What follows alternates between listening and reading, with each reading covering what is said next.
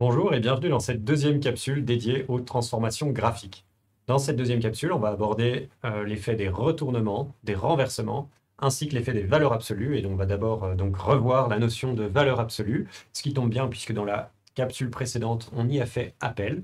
Et on va voir notamment, du coup, l'effet de cette transformation-ci, qui est de prendre l'opposé de la fonction. Et on va voir l'effet que ça a sur cette fonction. Alors tout d'abord, un petit rappel avant de passer à la suite sur les transformations qu'on a vues dans la première capsule dédiée au sujet des transformations graphiques, qui est donc notamment la translation vers la droite lorsqu'on soustrait un nombre positif à la variable x. Lorsqu'on lui additionne un paramètre, eh bien, on a une translation vers la gauche. Lorsqu'on additionne à la fonction dans son ensemble, on a une translation vers le haut. Lorsqu'on soustrait un paramètre positif à la fonction dans son ensemble, on a une translation vers le bas. Cette fois-ci, on va réagir à nouveau sur la variable, mais au lieu de additionner ou soustraire un nombre, on va la multiplier par un nombre qui est plus grand que 1. Et on va voir que ça a l'effet d'une compression horizontale, car on va comprimer, je te rappelle, l'axe en fait des abscisses. Ici, à l'inverse, on va étirer l'axe des abscisses et donc on va étirer la fonction dans le plan. Ici, ce qu'on obtient, c'est un étirement vertical. On agit cette fois-ci sur la fonction et non plus sur la variable. Et donc, on a un effet qui est vertical et non horizontal. Et ici, on va de nouveau avoir un effet qui sera vertical. Et puisque A est inférieur à 1, ce qu'on va obtenir, c'est une compression verticale.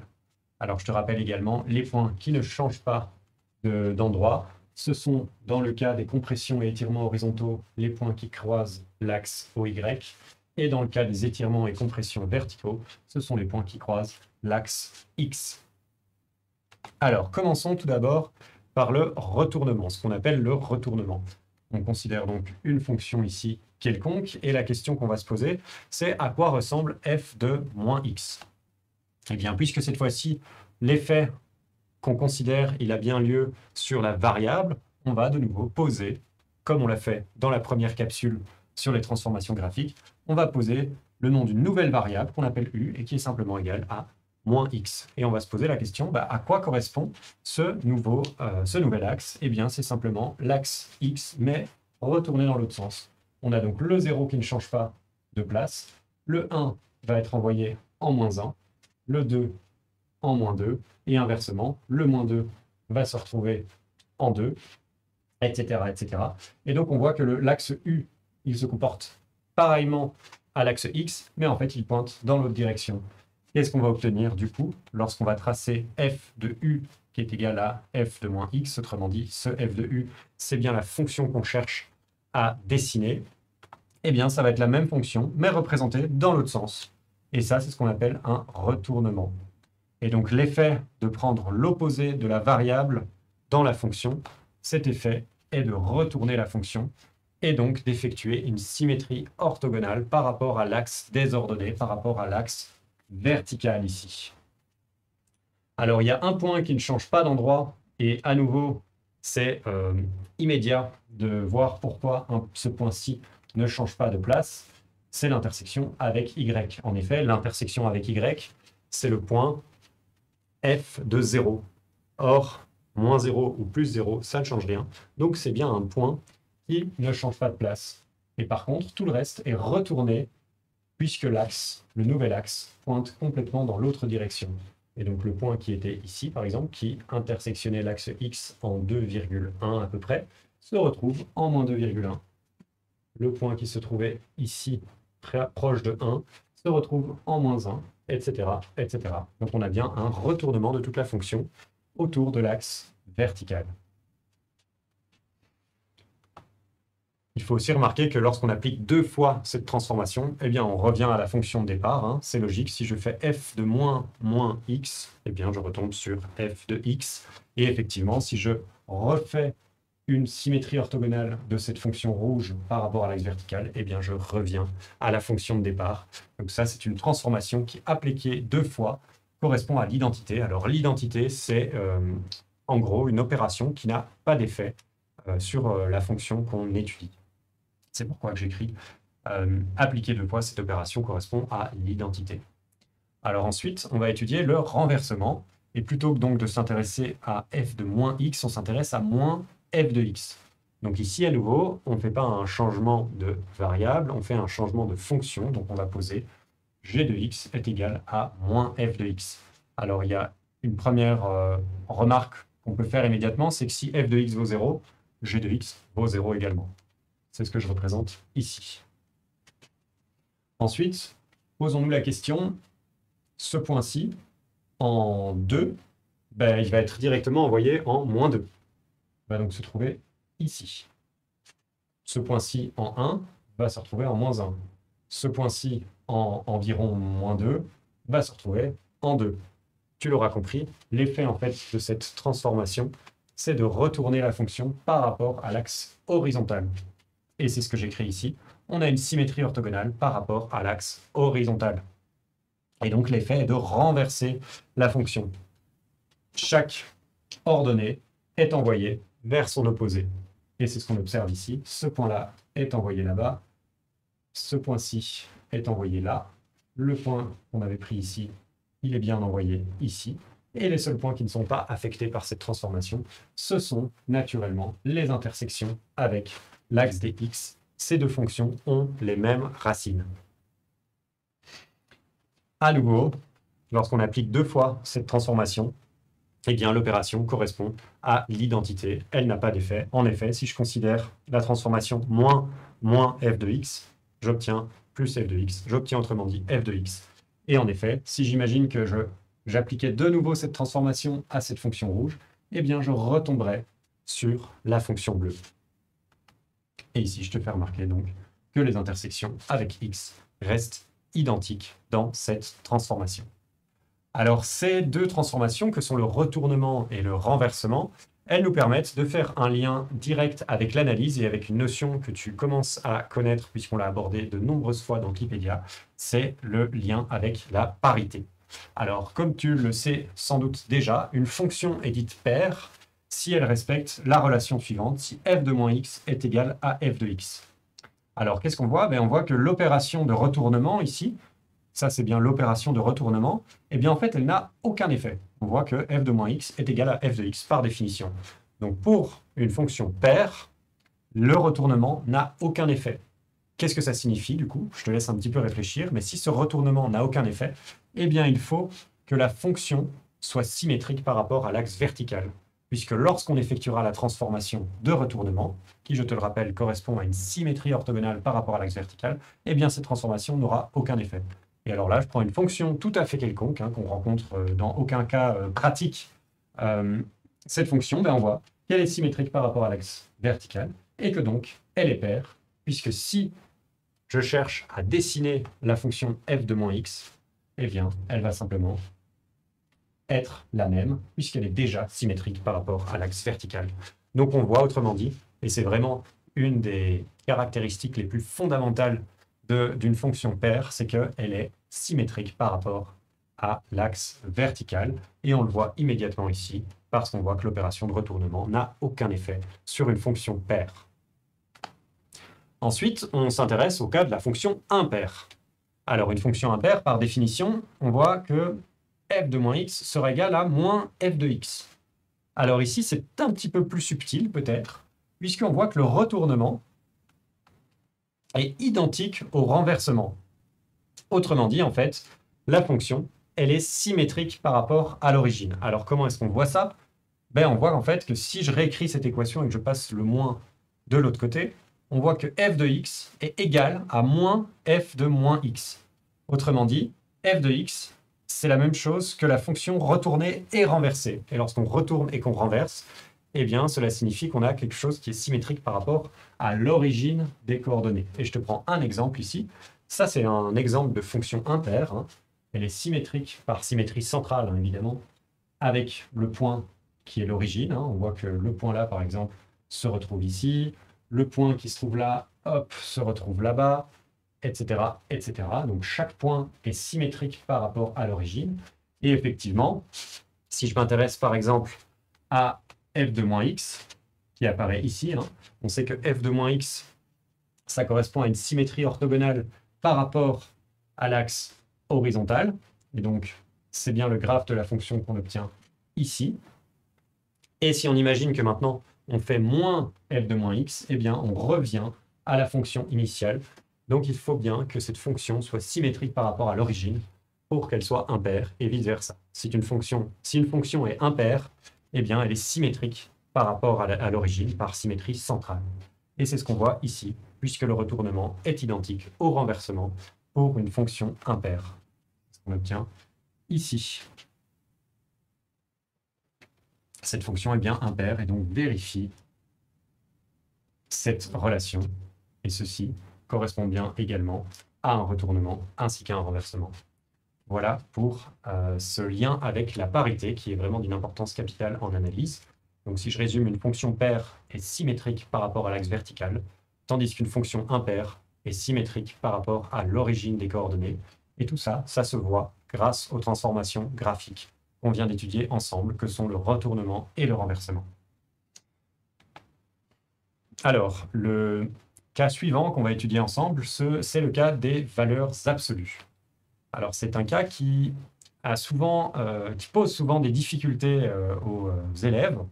Donc, je te conseille de bien écouter pour bien comprendre ce concept qui est pourtant assez simple une fois qu'on le maîtrise.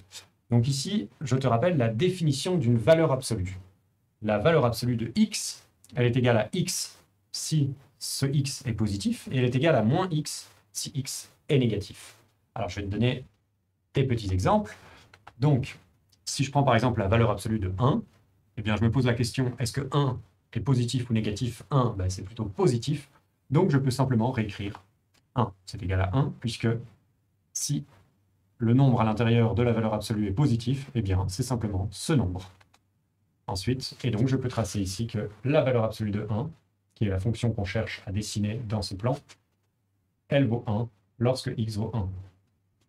Ensuite, je me pose la question, que vaut la valeur absolue de 3? Mais 3, c'est un nombre positif, donc je peux simplement écrire que c'est égal à 3. Autrement dit, quand x est égal à 3, la valeur absolue de x vaut 3. C'est le point qui apparaît ici. Ensuite, je me pose la question de la valeur absolue de 3,5, qui vaut 1,5. Eh bien, 1,5, c'est un nombre positif. Donc, cette valeur absolue de 3,5 vaut 3,5. Autrement dit, lorsque je suis en x est égal à 3,5, j'obtiens 3,5. On comprend donc que quand x est positif, c'est ce qui est écrit ici, eh bien la valeur absolue de x est égale à x. Or, la fonction f de x égale x, tu la connais déjà, c'est cette droite-ci. Et donc on voit que si x est positif, eh bien la valeur absolue de x, elle est égale à la fonction x. En revanche, il y a un petit changement pour les nombres négatifs. Pour les nombres négatifs, moins 1 en valeur absolue, cette fois-ci c'est un nombre négatif. Qu'est-ce qu'on doit faire lorsqu'on obtient un nombre négatif à l'intérieur d'une valeur absolue? Eh bien on doit écrire moins ce nombre. Donc ici je vais écrire moins 1. Donc moins le nombre à l'intérieur de la valeur absolue. Et qu'est-ce que j'obtiens quand je fais moins 1? Eh bien, j'obtiens 1. Autrement dit, la valeur absolue de moins 1, c'est bien 1. C'est ce que j'écris ici. Lorsque x vaut moins 1, la valeur absolue vaut 1. C'est ce qu'on obtient là. Je vais prendre un autre exemple. La valeur absolue de moins 3. Alors, la valeur absolue de moins 3, de nouveau, ce qui est à l'intérieur de la valeur absolue est négatif. Donc, je suis dans ce deuxième cas. Ce qui est à l'intérieur de la valeur absolue est négatif. Donc, je dois écrire moins ce qui est à l'intérieur de la valeur absolue. Autrement dit, moins 3. Et ça, c'est égal à 3. C'est ce que je vais dessiner ici. Quand x est égal à moins 3, la valeur absolue de x est égale à 3. Et ça, cette fonction moins x, eh bien, tu la connais également. C'est la fonction qui a une pente moins 1 et qui passe par l'origine. Donc la droite qui a une pente moins 1 et qui passe par l'origine. Et qui correspond à tous les x qui sont négatifs. Puisque si x est négatif, la valeur absolue est égale à moins x. Moins x est représenté ici uniquement dans la partie où x est négatif. Dans la partie où x est positif, on voit que la valeur absolue de x est égale à x. Cette fonction-ci. Donc ça, c'est le graphe de la fonction valeur absolue qui apparaît ici et qui est, on le voit, une forme de V, et qui donc est moins x quand x est négatif et x quand x est positif. On remarque quelque chose d'intéressant, c'est que cette fonction, évidemment, elle est toujours positive. C'est bien le but d'une valeur absolue, c'est de rendre un nombre négatif positif. Et on voit que c'est bien le cas ici. Alors ici, je prolonge cette droite pour vraiment te montrer qu'on a bien en fait un tronçon de la droite lorsque x est positif. Et là, on a un tronçon de la droite y égale moins x lorsque x est négatif. J'espère que cela est bien clair pour toi. Maintenant, on va s'intéresser aux valeurs absolues lorsqu'on les utilise dans le cadre des fonctions. Et je vais prendre pour ce faire, de nouveau, une fonction tout à fait quelconque qui apparaît ici. Elle ne correspond à aucune fonction particulière. Et on va se poser la question, à quoi ressemble f de la valeur absolue de x? Alors, je te laisse un tout petit peu réfléchir à ce problème avant que je ne donne la réponse. Eh bien, en fait, je vais simplement me baser sur la définition de la valeur absolue. Donc, on sait, par définition de la valeur absolue, qui est rappelée ici, que f de valeur absolue de x est égal à f de x si x est positif. En effet, si x est positif, la valeur absolue de x est égale à x. Autrement dit, je peux remplacer cette expression par f de x. Qu'est-ce que ça veut dire? Ça veut dire que si x est positif, c'est-à-dire à partir de là et jusque là, f de valeur absolue de x est égal à f de x. Autrement dit, aucun changement lorsque x est positif. C'est donc cette fonction-ci ne change pas. La nouvelle fonction que je représente en rouge ne change pas. Et donc le deuxième cas qu'on doit observer, c'est si x est négatif. Autrement dit, de l'autre côté ici. Eh bien, on voit par définition de la valeur absolue que si on prend f de valeur absolue de x, on obtient cette fois-ci f de moins x. Et ça, c'est une transformation qu'on vient d'observer. C'est en fait, l'effet sera de retourner la fonction pour x négatif. Autrement dit, retourner la fonction, c'est faire une symétrie orthogonale par rapport à l'axe vertical. Ça, c'est bien l'effet qu'a la transformation f de moins x. Or, si maintenant je dessine en pointillé la fonction retournée par rapport à la fonction initiale, j'obtiens f de moins x ici en pointillé. C'est bien retourné. Et ce que je dois considérer, cette transformation, elle n'a lieu que quand x est négatif. Autrement dit, elle n'a lieu que pour les x négatifs ici. Autrement dit, on obtient ce bras-ci, qui est le deuxième bras de g de x, qui est bien égal à f de valeur absolue de x. Autrement dit, l'effet de la valeur absolue de x lorsqu'on considère à l'intérieur d'une fonction, c'est de conserver tout ce qui se trouve à droite de l'axe vertical et d'effectuer une symétrie orthogonale de ce qu'on a conservé pour la partie à gauche de l'axe vertical. Et tu remarqueras également qu'on obtient une fonction paire. Comme on le voit ici, puisque cette fonction qu'on obtient, elle est bien symétrique par rapport à l'axe vertical.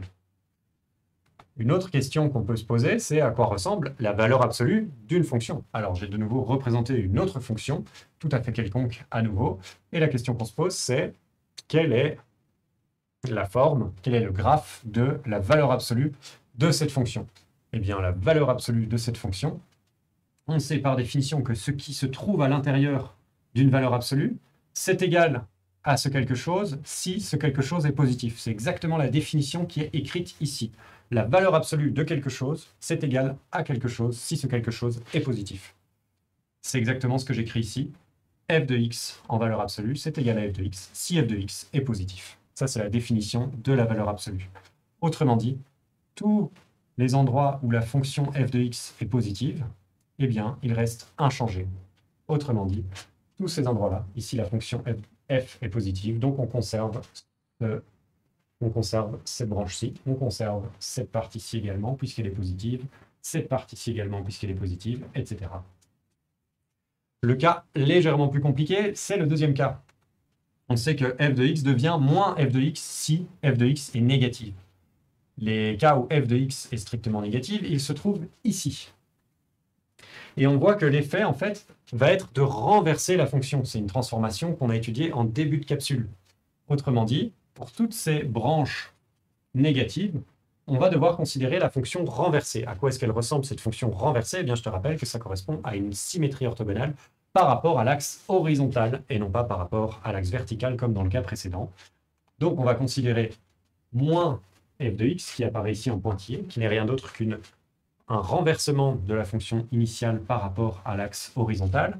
Et on va considérer cette fonction-ci uniquement lorsque la fonction de départ est négative. autrement dit uniquement sur ce tronçon-ci, ce tronçon-là et ce tronçon-là, où f de x est à chaque fois négative.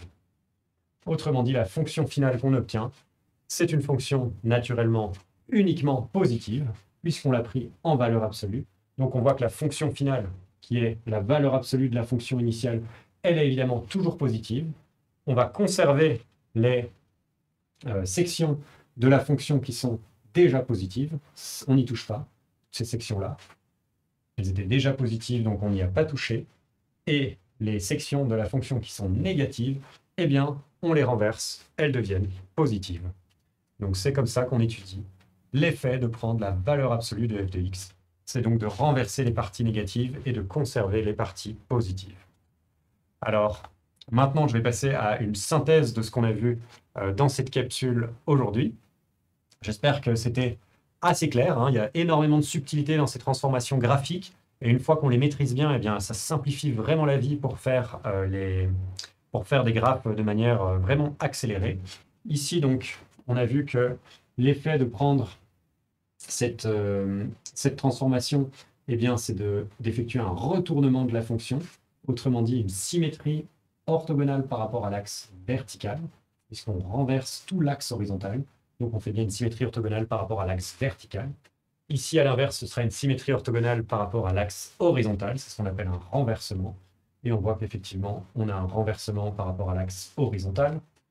Ici, on a vu qu'on conservait la branche pour les x positifs et qu'on la répliquait par symétrie orthogonale à gauche de l'axe vertical pour les x négatifs. Et ici, on a vu qu'on avait conservé toutes les parties positives et qu'on allait renverser les parties négatives de la fonction. Et donc ça, c'est ce qu'on obtient lorsqu'on effectue la valeur absolue de la fonction. Ici, je te rappelle la définition d'une valeur absolue, c'est la valeur absolue d'un nombre, c'est ce nombre s'il est positif, et c'est l'opposé de ce nombre si ce nombre est négatif. Et en fait, cette définition, elle vaut également, comme on l'a vu, pour une fonction, pour en fait tout objet mathématique pour lequel il y a un sens de dire qu'il est positif ou négatif. Tout objet mathématique qui peut être positif ou négatif, eh bien, on peut prendre sa valeur absolue. Ici, donc, la valeur absolue d'une fonction, c'est cette fonction si la fonction est positive, et c'est l'opposé de cette fonction si la fonction est négative. J'espère que c'est bien clair pour toi, et avant de te quitter, eh bien, je vais prendre un exemple tout à fait académique pour vraiment synthétiser tout ce qu'on a vu dans ces deux capsules sur les transformations graphiques, et on va chercher à tracer le graphe de cette fonction-ci qui apparaît, qui au premier abord semble vachement compliqué et qui est effectivement, cet exemple il est assez barbare mais très illustratif.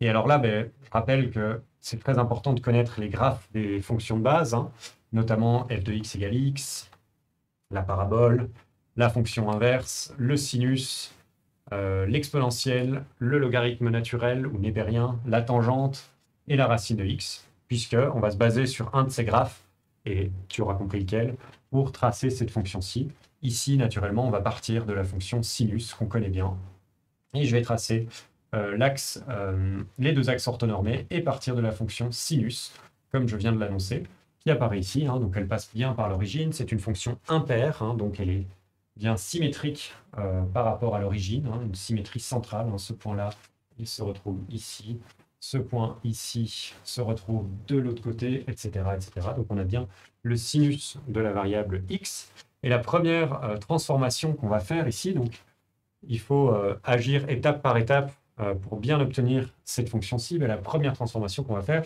c'est étudier la fonction sinus de x plus pi demi. Alors à quoi ça correspond ça? Eh bien, j'ajoute une valeur de pi demi à la variable x. Ça correspond donc à une translation horizontale vers la gauche.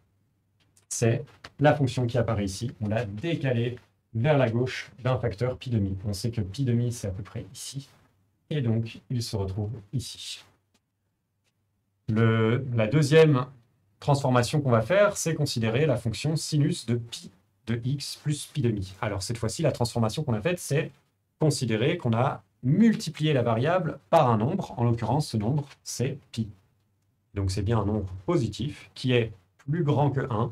Donc, on va avoir une compression horizontale d'un facteur pi, ou plutôt d'un facteur 1 sur pi. Et donc naturellement, ça correspondra à une compression. Et c'est ce qu'on observe ici. Le sinus, il est comprimé sur l'axe des x, car on a multiplié la variable par le nombre pi. Donc on a fait f de pi fois x. C'est ce qu'on a fait entre cette étape-là et cette étape-là. Et donc, cette fonction en pointillé bleu, elle est comprimée selon l'axe horizontal. La nouvelle transformation qu'on va faire, c'est multiplier par 2 cette fonction qu'on vient d'obtenir en rouge. Et ça, eh bien, on a vu à quoi ça correspondait. Ça correspond à a fois f de x, autrement dit, à la multiplication de la fonction par un nombre plus grand que 1. Et ça correspond, je te le rappelle, à un étirement vertical.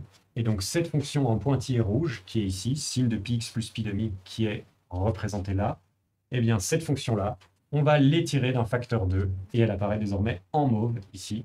Et donc on a bien le point qui se trouve en 1, se retrouve désormais en 2. Les points qui croisaient l'axe des x restent au même endroit. Ça, c'est aussi une des propriétés de l'étirement et de la compression verticale, c'est que les intersections avec l'axe des x ne changent pas. On l'observe à nouveau ici, l'intersection avec l'axe des x ne change pas. Et donc on obtient cette fonction 2 fois sinus de pi x plus pi demi qui est représentée en mauve. Alors je te laisse réfléchir à la transformation suivante qu'on va faire. Eh bien ce sera effectivement moins 2 fois sin de pi x plus pi demi. Et ça, à quoi ça correspond? Eh bien ça correspond à un renversement de la fonction. On va avoir une symétrie orthogonale par rapport à l'axe horizontal. Et donc la fonction mauve va être retournée par rapport à l'axe horizontal. C'est ce qu'on obtient ici. On a fait en quelque sorte moins f de x. Ensuite, on va ajouter 1. Et alors ça, eh bien, je te rappelle qu'ajouter 1, ça correspond à une translation vers le haut de la fonction. On fait f de x plus un nombre. Ici, c'est f de x plus 1. Et qu'est-ce qu'on obtient? On obtient cette fonction-ci en pointillé orange qui se retrouve à une unité vers le haut par rapport à la fonction en orange continu. Donc, si on a orange pointillé et orange en trait continu. Et donc, on passe de cette fonction-là à cette fonction-là, de cette fonction-ci à cette fonction-ci qui est décalée d'une unité vers le haut. Et finalement, pour obtenir la fonction qu'on cherchait à dessiner, qu'est-ce qu'on fait? Eh bien, on prend la valeur absolue de cette fonction en orange pointillé. Et prendre la valeur absolue d'une fonction, on vient de voir à quoi ça correspond. Eh bien, on va conserver toutes les parties qui sont positives et on va renverser les parties qui sont négatives, par exemple celle-ci. Et donc, on va obtenir quelque chose comme ça. Et donc, finalement, à partir du graphe de sinus x, on est parvenu à obtenir le graphe de la fonction valeur absolue de 1 moins 2 sinus de pi x plus pi demi qui apparaît ici en rouge. Donc j'espère que cet exemple assez illustratif mais barbare te permet de comprendre comment manipuler toutes ces transformations graphiques.